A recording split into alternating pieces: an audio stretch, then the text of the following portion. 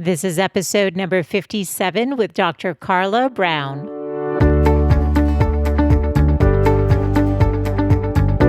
Welcome to the Good Life Coach podcast. I am your host, Michelle Lamoureux. The intention of this show is to awaken you to your fullest potential. Join me each week for inspiring interviews to elevate an area of your life, as well as interviews with women entrepreneurs who are creating success on their own terms.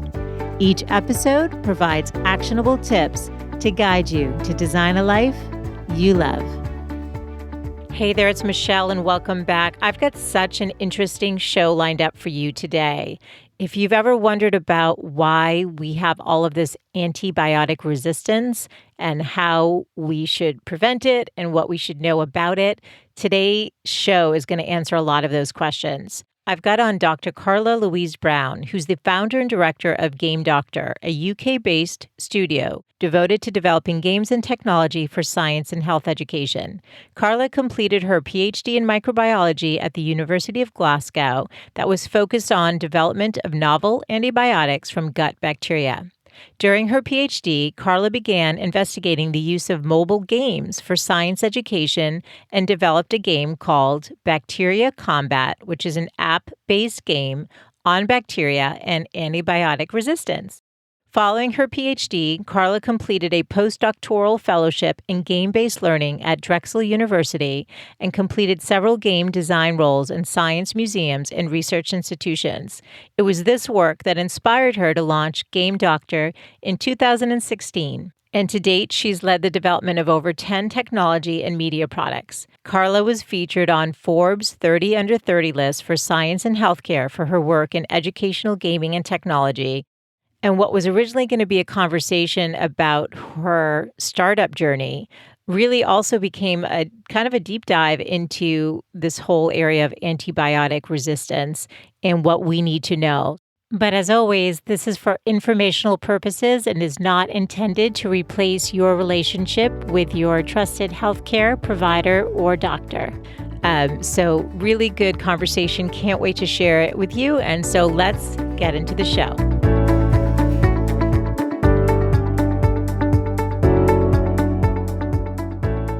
Hi, Dr. Brown. Thank you for joining us today. Oh, thank you, Michelle. I'm really honored to be on your podcast. Your previous guests are just amazing. Oh, you're so sweet. Well, I'm really excited to talk to you. I love talking to scientists. We're just going to kick off the interview. I'd love to just ask my guests to take us into their stories because you have your PhD in microbiology, but you started a company called Game Doctor, which is devoted to developing games and technology for science and health education. And it's always so interesting to hear how somebody's journey has evolved. So could you take us into your story? Sure. Yeah. So, my career started off in microbiology, and I have always been fascinated by microorganisms, even as a small child, which is a bit strange to admit, maybe. So from school, I did a degree and a PhD at University of Glasgow, and my PhD was looking at developing new antibiotics from our actual gut bacteria, which was pretty exciting. And this was to address this massive problem that we're facing now of antimicrobial resistance. And I felt, because I was working on that topic, I just felt this massive responsibility to educate the public, because I knew that the drugs that I was making had to work. And for these drugs to work, the public had to understand the problem. And as I was making new drugs, I wanted to target the future users, which are, of course, the younger generation. So started going into schools, went and done some workshops, done some public seminars. And I think through all of that, I maybe reached like 100 people maximum. And for me, that just didn't feel enough. You know, you're working on this massive topic. You want to change behavior in thousands of people. So I started, thinking about how we would engage young people effectively and what was currently popular and entertainment.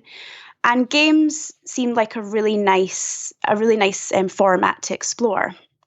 And what was also so nice about this is, the whole battle between antibiotics and bacteria is, it's translated also so nicely into a game because it's so competitive. So it was around that time that I was actually living with an artist. So we used to stay up most nights with a couple of glasses of wine, and we started putting this game together. It was a card game originally, and it was kind of like we made a Top Trumps Pokemon styled game to educate on antibiotics. And that's when I really started to see the value of games. I was taking that game actually around the whole of the UK. So we tested it with about 300 school students and 2 large science summer camps. And we collected so much data, and the game itself, gameplay alone showed that it could change students' attitude towards antibiotics and educate them on bacteria. And from there, I guess I was just kind of hooked. I'd done a part-time job after that in a science museum and made a game on poo called Poo Racer, which is available on Android. And then I went and done a postdoc in game-based learning in Philadelphia, which was amazing. And through all that work, I decided, this is it. This is what I want to do. And so I came back to the UK and launched my own studio, which is Game Doctor, which is where I am now. Wow, this is such a great story. And how many years ago was that, Carla? So I launched Game Doctor before I moved to the States, which was in 2016, and then worked on it part-time until last Christmas. And I've been working on it full-time for about a year now, which is crazy, but exciting. Wow. So it's so fascinating. So you transformed the way that you wanted to educate and the work that you were doing, which is so needed. And just to have that insight, I think, is really powerful. And also to realize that you need to target the younger generations of people.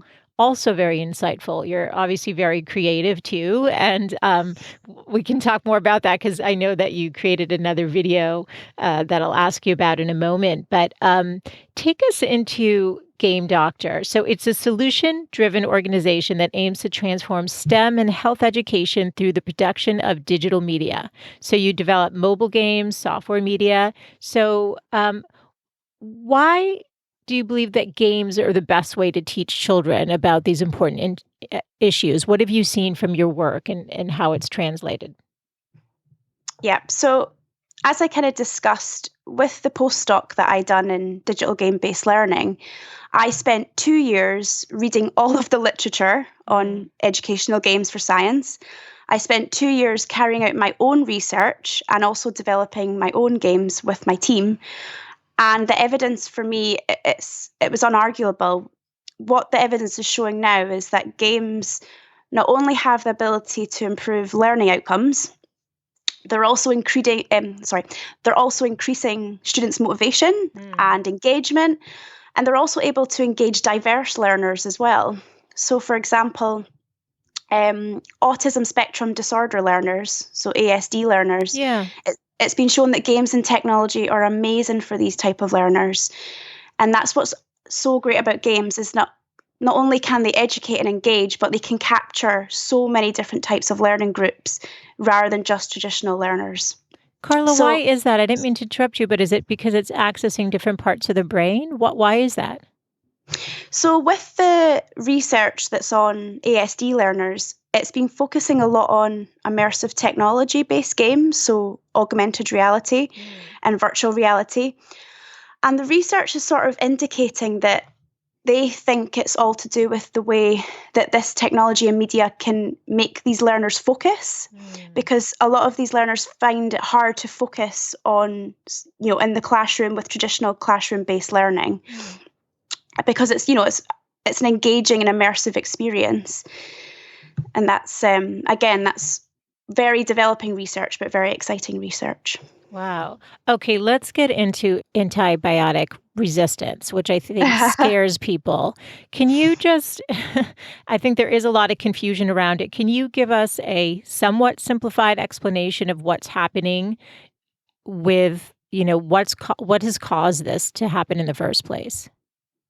Yeah, so I could talk about the subject all day. Yeah. So quite simply, antibiotic resistance is when bacteria, so bacteria that cause infections, mutate in such a way that leads them to become resistant to these drugs. Okay. So I'm going to give you an example. So for example, there's some classes of antibiotics, such as penicillin, that kill bacteria by disrupting the production of a really important molecule called peptidoglycan. So peptidoglycan is like a key building block of the cell wall, which is kind of like the bacteria's skin. It gives it structural integrity. So penicillin stops the synthesis of this by binding to an enzyme involved in its production and making it completely inactive. So when we have penicillin, it stops this enzyme from working, it stops peptidoglycan being produced, the cell wall is really weak and the bacteria die. So perfect, we've got a drug target, amazing.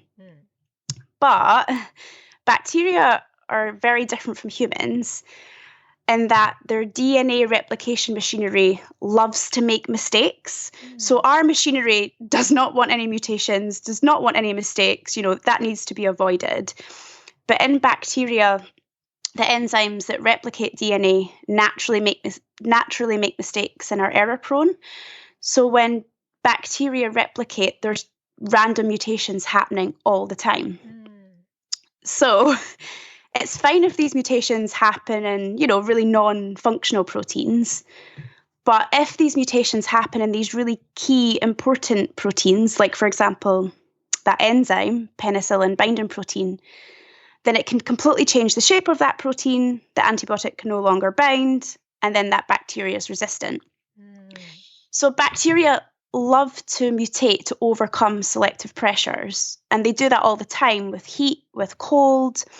But what we've done, because we've completely oversaturated the planet for the last 50, 60 years, we've made antibiotics the key selective pressure for bacteria. So we're constantly selecting for these resistant mutants all the time. So this is why we need new drugs that bacteria have never seen before.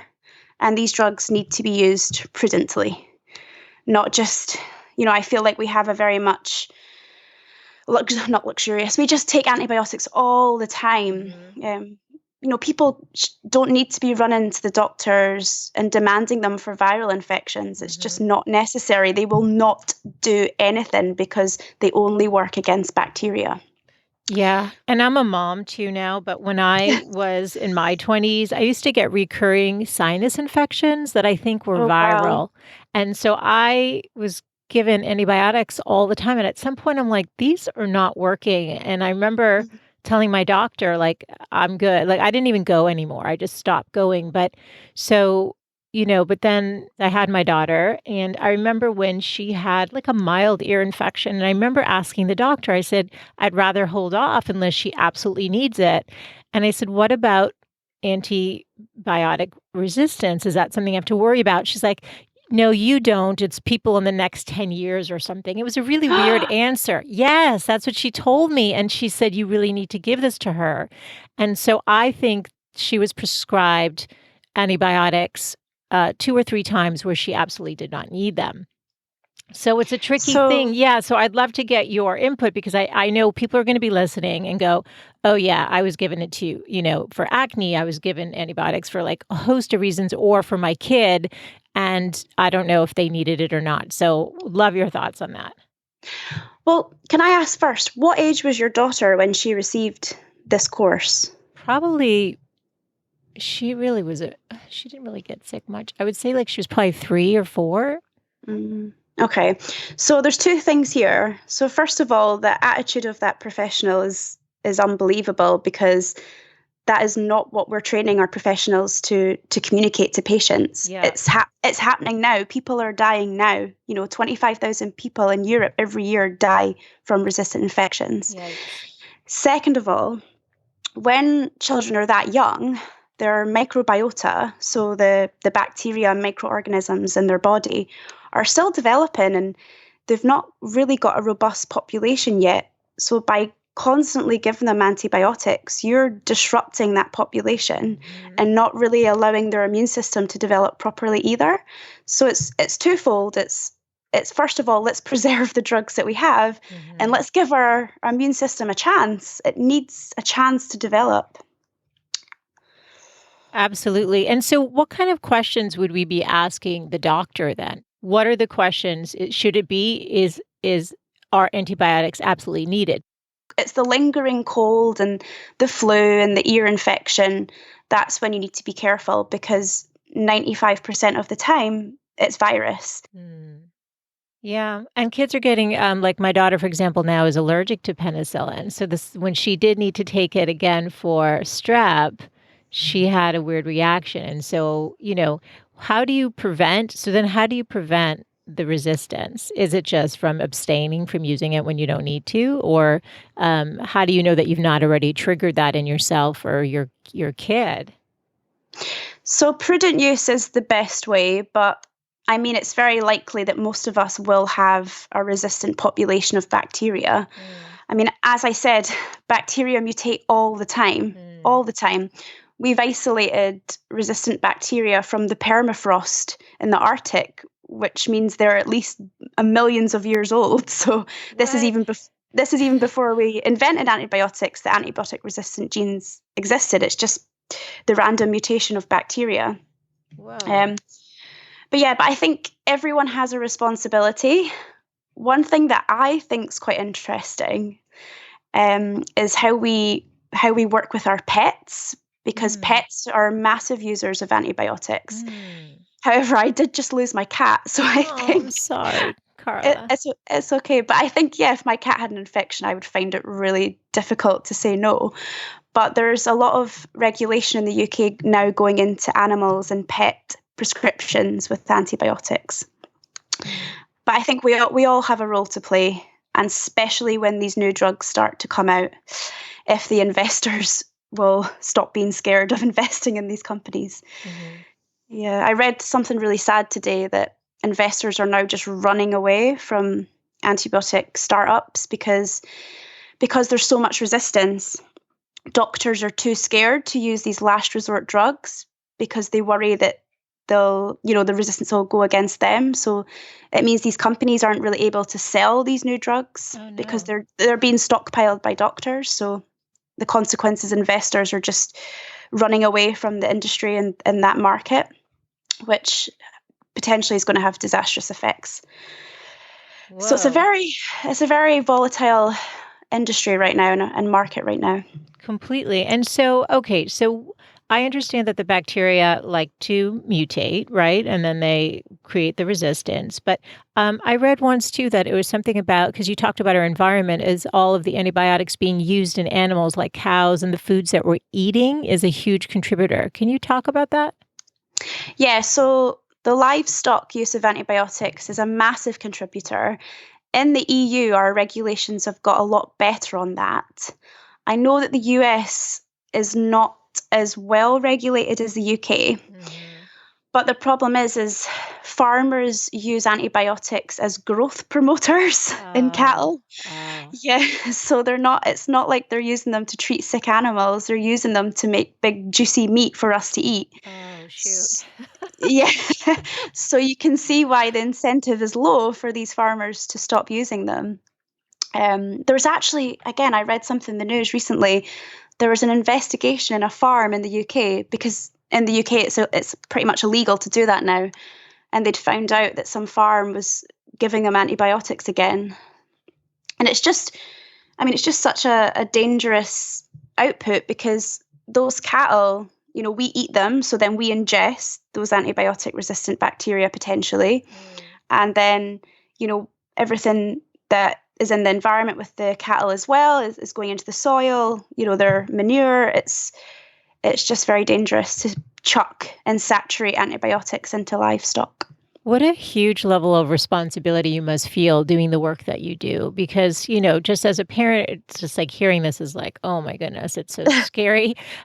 Or just as a human, but knowing that what and, but I guess you're doing it in your way and you're doing your part with getting to the future generation because, just like I mentioned, that doctor who'd been practicing 30 years said that to me, well, you don't have to worry about it. 10 years from now, people will. And I thought, I don't know That's a good enough answer. But what about all of the sterilization? Let's talk about this, because I think with all of the fear that's out there, um, and I would include myself in that, a lot of us have become germaphobes in many ways. So how do we not like, because there's good bacteria. So how do we not also, just keep destroying the good bacteria? What are your thoughts on that?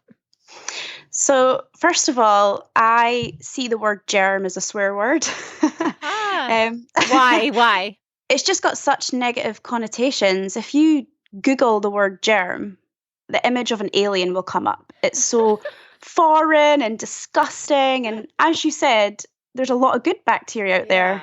Yeah. In fact, the majority of bacteria are what we'd call good. Mhm. Um, and again, it's really about being responsible about the use of antibiotics. It's every time we use antibiotics, we wipe out our healthy microbiota. Even washing our hands too much can wipe out the microbiota on our hands, which is why you can get really dry hands if you're, washing your hands all the time. Mhm. And also, you may have seen there's this massive movement now of probiotics and how we should be supplementing ourselves with good bacteria such as lactobacilli Mhm. in the form of these nutraceuticals or supplements, or even just yogurt as well. Mhm. And then, especially in the Netherlands, you've got the fermentation movement. You've got kimchi and kombucha and Yeah. everything. So I feel like we are starting to embrace microorganisms a little bit more, Mhm. but there's still so much work to be done. Do you think And probiotics are good? I didn't mean to interrupt you, but are probiotics taking them a good? Do you think is that actually a good thing? I am very skeptical on probiotics Okay. because the research is not strong. So most probiotic papers show it's almost like a placebo effect. There's not Mm. strong data to show that they have a beneficial impact on the patient. So probiotics have been used for inflammatory bowel disease, Crohn's disease, C. difficile, even dementia. Like, the applications of probiotics is insane if you actually start to look into it. Mm. But for me, the data is just not there yet. And if you think about it, how can we create a single tablet that's going to work for everyone? Mm. Everyone's microbiota is like their fingerprint. It's so diverse and so unique Mm. that we can't just expect one pill to work for everyone. So I'm positive that the industry will improve and we might get some answers. So, for example, some really interesting work that's been done by a company in Scotland called Probiotics is they use fecal transplants. Yeah, I've heard about this. I think it's Yeah, fascinating. I mean, I'm it's just so curious. amazing. Yeah, it seems amazing from what I read about it as well. Can you tell us more? Yeah, so a fecal transplant is just what it says on the tin. So you are taking the feces of a healthy patient, so that would be a really high concentration of their gut microbiota, and transplanting it into another patient. And this is extremely effective for patients with C. difficile. Mm. So that's the hospital superbug. And it's been again investigated for Crohn's disease, inflammatory bowel disease. There's different methods of doing it. You can swallow it as a pill, which is fine. You can also almost like Wait, wait, wait. You can swallow it as a pill? yes, I thought it had to yes, be done in like almost like a surgery where it was like really monitored. You can yeah. swallow it like a pill now? Yeah, so that's what it's my friend James. He's one of the founders of this company. They've developed a pill which is working, he says. Or you can obviously go up the other Right. entrance. Yeah. Uh-huh. Yeah, but I think it's such a fascinating area. And again, that shows that as a culture and a community, we are becoming more open to Uh-huh. microorganisms and less germophobia, I believe. Wow. Okay. So obviously, you're not a fan of hand sanitizers or things that, in the preschools and stuff, they got to wipe stuff down. Sometimes it's a bleach concentration. Sometimes it's just those wipes, those antibacterial wipes. Um, it's a complicated area because we're constantly trying to cleanse things, right? And killing the Yeah. good and the bad. And that's what the antibiotics do. They destroy the bad bacteria that we want to get out, but in the meantime, unfortunately, they destroy the good as well. Right. Yeah, So, right. what okay, so we're going to get into your company because we need to cover that. But this is just so interesting, and I know people are going to go, this is so helpful. So, is there a way to test the health of our microbiota? Is there something that assesses how your gut health is doing that you're aware of? Yes. So in the lab, we can do that very well. We do that with DNA sequencing. So we literally take a sample of your poo, spin it down into a slurry, extract the DNA, and have a look what's in there. We know the kind of rough profile of a healthy microbiota. So it has lots of Bacteroides, lactobacilli. You don't really want too much E. coli in there. So yeah, we have rough profiles which look good. Quite interestingly, the past 2-3 years, the biotech industry has jumped on this. So there's companies now that do testing of your microbiome, which they just send a kit out to you. You send them back some poo. I don't know if you've heard of the company that recently went bankrupt that did this, called Ubiome. No. It was a bit of a scandal. I'll maybe let you read it after the podcast, but it turned out that their methodology was a lie and they were sending fake data. Oh, no. Yeah. And that's why you have to be really careful about this field because it's still developing. We can't 100% say that you're healthy because everyone's so different. Yeah. And I think it's really easy for companies to exploit this because it is sort of immature and not as robust as it needs to be. But I predict that within the next 10 years, these kind of microbiome testing companies will be everywhere. Okay, so you're not obviously one of those people that gets on the airplane and starts wiping down your seat then. No, definitely not. Definitely. Tell us why, though. Tell us why. This is the part of the education. Again, it's all about immune system stimulation. So our immune system matures and is stimulated and develops through our healthy microbiota. Yeah. So our immune cells are constantly going around our body looking for things to sample. And when they find our good bacteria, they sample them and they remember them and they activate and they grow. And this is really important because it's giving your immune system lots of activity and lots of little things to check and really developing your immune memory. And that's something that I really want to promote when I'm teaching science as well, that being too clean prevents your immune system doing all these amazing things. You need to kind of see some of the bad things sometimes. You need to give yourself a good memory so that if you see these things again in a bigger concentration, that your immune system's equipped and ready to deal with them. Yeah, it's so fascinating. So if somebody's microbiome wasn't healthy, you're saying they can get it healthy again, but can you ever get the diversity of bacteria that maybe you once had prior to a dose of antibiotics, or that's it? Yeah, so again, there's some really amazing research on this. So it has been shown that if you do massively disrupt your microbiota profile, it can sometimes shift completely for the rest of your life. Oh, bummer. We don't want to hear that. Okay, go ahead. But not to an unhealthy state, just to something different. Yeah. That data also showed that it takes around a year for your microbiota to reestablish as well, this was in mice, but they're very similar to the human system actually, which is quite cool. But you can get there again by I would say just don't take antibiotics unless you need them. That is my final message. Yeah. Yeah. So let's get into the games then. So you started Game Doctor to educate. And what are the age ranges of the kids that you're targeting to learn through your programs? Yeah. So we mostly target younger students. So usually between primary school and secondary school. And to this end, we work with universities and schools and colleges and healthcare organizations. And we really like to ensure that there's a pathway for our games to be implemented. So, for example, we were recently working with a team at University of Cambridge, which was comprised of scientists and educators and public engagement professionals. And that team, before any development had started, had partnered with multiple schools in that region. So when the game was finished, boom, they could put it straight into schools. And we quite like to work in this way because our clients tend to not have the budget or resources for marketing. And when you have to rely on people downloading an app, it starts to get quite difficult. Yeah. As you can imagine, with the amount of content that currently exists on the App Store. So yeah, we like to work with groups and teams that have direct access to schools or have partnerships with schools or the students.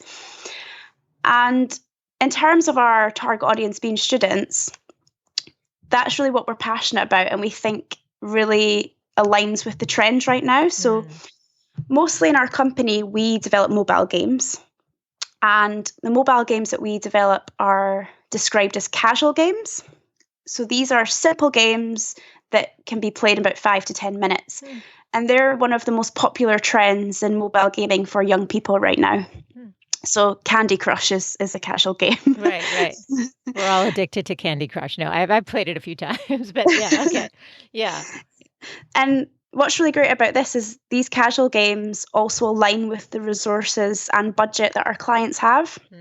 So we can typically turn around a product in about 3 to 6 months from start to finish, which we're really excited about. And that also includes, user testing and getting it at the site and making sure it works. So we like that that's how we're working just now. I think, though, as we grow as a company and as we get investment, which we're trying to get just now, we do want to put more budget into marketing. So we have been exploring a partnership with 2 publishers. One is an educational publisher and one is a commercial publisher, so that when we have our in-house product ready, it's ready to roll and we've got the engagement from the users already. That's so exciting. So you basically, your business does a couple different things. You created a game called Bacteria Combat. You've got Fungal Invaders. You mentioned Poo Racer. I don't know if that one's still part of it. I'm still curious what that was about. Actually, you might have to just fill us in on that. And then you also consult to other companies and develop games for them around health issues. I just want to make sure I'm understanding. Yeah, exactly. So our company has 2 prongs, basically. So we develop in-house products such as Bacteria Combat that we sell or we distribute to the gaming community, or we develop games for clients such as healthcare organizations, universities, or government. The second prong is what we get most of our income revenue from at the moment. Yeah. And it's also really exciting because it allows us to build big partnerships in the UK and also the US as well. And we feel that through these partnerships, we're also able to really progress the field of game-based learning, which is something that I really want to do throughout my career. Game-based learning is a very interesting industry, and a lot of people are doing very different things. And what we want to do at Game Doctor is to be the national recognised hub in the UK for the development of these products. So we're aiming very high. Good for you. I love this. And so do the health institutions or universities buy your games as well? I mean, do they have need for example, Bacteria Combat and putting that in the school systems, or are they also your clients in that regard, or just to develop their own programs? It really depends with what clients. So with Bacteria Combat, that is actually currently on the Public Health England website in its web game format. So we provide that free for them because the mission of that game is to educate and change behaviours on antibiotic resistance. And that game was developed on the back of a grant. And that grant basically said that we could not make money on that product. So that game is actually free. That game is actually free. Got it. Well, that makes sense. Yeah, but with our clients, most of them come to us with these amazing, crazy ideas, and we make bespoke games for them. Wow. So yeah, it's really exciting. For example, we're working with a scientist at University of Leicester, and she works on pneumonia. So we're developing a casual mobile game with her to educate the Leicester community on pneumonia, which is really cool. And she sort of reminds me a bit of myself, actually, because she's a hardcore scientist, but she has that passion and that urge to really engage the community and have impact. And that's something in the UK that we're actually quite good at. So there in the UK, there's the Research Excellence Framework that we call the REF. Mm-hmm. And that rates all universities on their ability to impact the community with their research. And that means that universities are innately motivated to do these projects. And a lot of researchers love doing games and media and educational resources to fulfill their need to impact, which is great. The UK is quite an interesting market for that right now. So as we've progressed in the company, we've just got more and more clients that are trying to fulfill that need, but also engage the community on their exciting science or work in healthcare. Wow, this is huge. And I think education is everything. I mean, to educate the kids and so that they just get it. So if I were to play, for example, Bacteria Combat, what would I be seeing and what would I be learning? Sure. So Bacteria Combat is like a card battle game. It's very, very much inspired by Pokemon and Top Trumps. I am unfortunately a massive Pokemon fan. So you can either have like a bad bacteria card or a good bacteria card or an antibiotic card or immune cell card. And you can battle with either the computer, which is the bacteria bot, or your friends or your family, and use your special powers on your cards. So each card has like a strength score, a speed score, a resistance score, and a special power score, which is like based on their unique genetic function. And then it's kind of just like the highest number or the strongest power wins. It's quite fun. It's, again, a casual game, so you can play the whole game in about 20 to 30 minutes. Wow. Yeah. And so I love it. It's amazing. And what's Fungal Invaders? What are we learning with Fungal Invaders? What's the reason behind creating that one? Yes. So we were working with a group of scientists at University of Aberdeen in Scotland, and they are working on antifungal resistance. So that is another resistant thing. Great. Everything's resistant. You're right. Yeah. The increasing ability of fungi to resist the drugs against them. I know. So they wanted to basically develop a massive arcade that they would put in museums and have at events. And they wanted it to be quite retro vibed. So we made this Space Invaders styled game where you're shooting out drugs and you're being attacked by different fungus. It's quite fun. It's quite fun.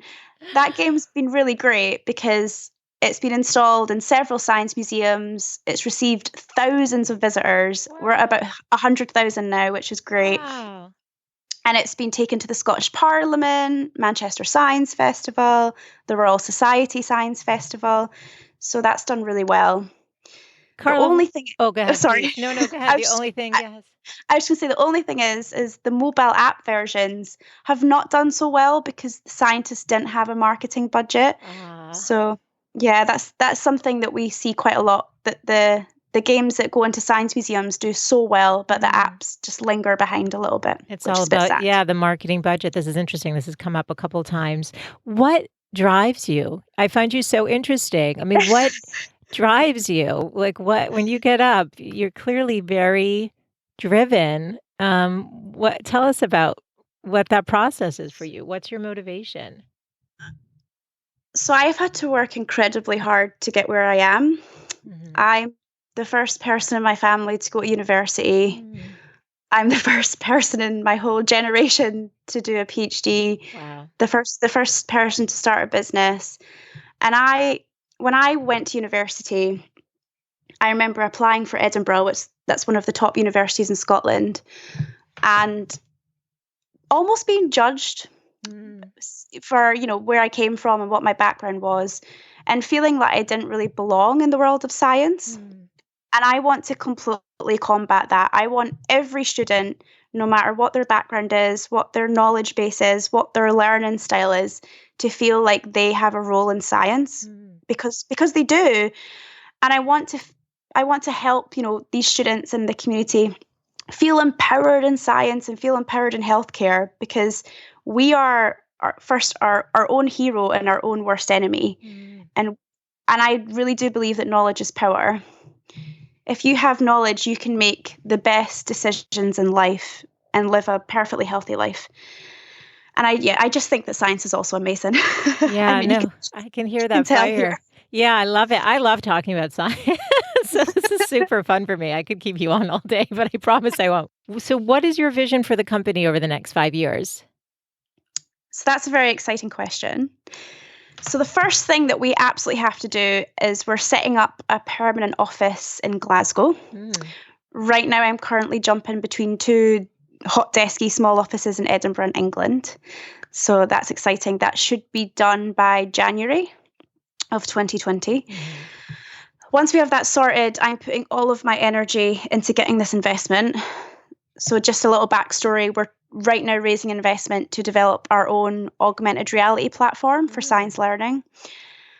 Been so unsuccessful so far, but have learned a lot from the pitches and meetings that we've had. Yeah. So that's my next year we're getting that investment. There's absolutely no ifs or buts. And then from there, we want to get our product on the market and then just keep growing and striving to be recognized as that expert studio in the UK. What is the product, Carla, that you're doing? Is it with the augmented reality? Yes, exactly. Yeah. So we're as I sort of discussed in the earlier conversation, we're really excited by AR because it does show benefits for diverse learners, such as ASD learners. And our biggest goal is to build a more diverse workforce in science and engage different learners into science. And we're excited about the value that AR is going to bring to that. We've made a prototype, which we've been using in our pitch, which is quite exciting. And I've been testing with students and teachers.